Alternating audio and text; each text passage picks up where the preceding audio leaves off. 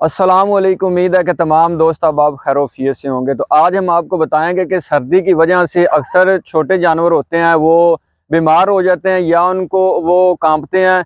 इनके लिए क्या देखभाल करनी चाहिए, हम आपको जो बंदे के पास ये जानवर है उससे मिलाते हैं कि सर्दी आने से पहले इनकी क्या देखभाल करनी चाहिए, क्या एहतियात करनी चाहिए। क्योंकि ये नाजुक सा जानवर है, ये मर भी जाता है, इसलिए हम उससे पूछते हैं कि इनकी क्या खिदमत करता है। तो चलिए आइए हम पूछते हैं जिनके ये जानवर हैं।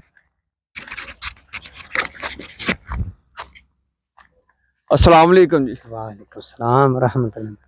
अच्छा भाई जी, सानू ये दसो भी तुसी जानवर ने इन्ने माशाल्लाह तुहाडे कोल है ने ते सर्दी दे विच तुसी इहनू किस तरह कवर करदे जे? भी मिसाल दे तौर ते भी सर्दी आ रही है ते इन्हां नू की तुसी देखभाल करदे जे या कोई ऐसी देसी नुस्खा देंदे जे जिंदे तो बचे रहिंदे ने, बीमार नहीं हुंदे? सानू थोड़ी जी बस शॉर्ट जी असी वीडियो बनानी ते सानू तुसी कोई इन्फॉर्मेशन दस दो भी।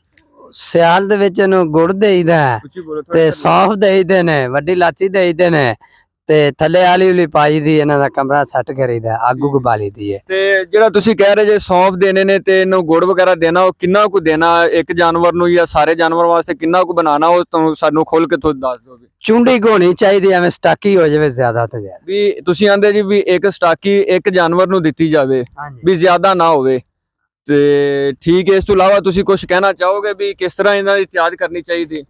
इन्हां दी एहतियात इंज जिवें बच्चे नाल भी ज्यादा हुंदी है। ठीक है। ते कमरे च अग बालनी चाहिए है ते इन्हां दी परवरिश करनी चाहिए। ये नहीं है जानवर किते हो मैं किते सुता देवां। इनका कहना है कि जानवर पालने वालों को कहना है कि इनकी देखभाल अच्छी तरह से करनी चाहिए, इनको हस्बे मकूल इनका जो सामान वगैरह वो देना चाहिए ताकि ये सर्दी से बच सके।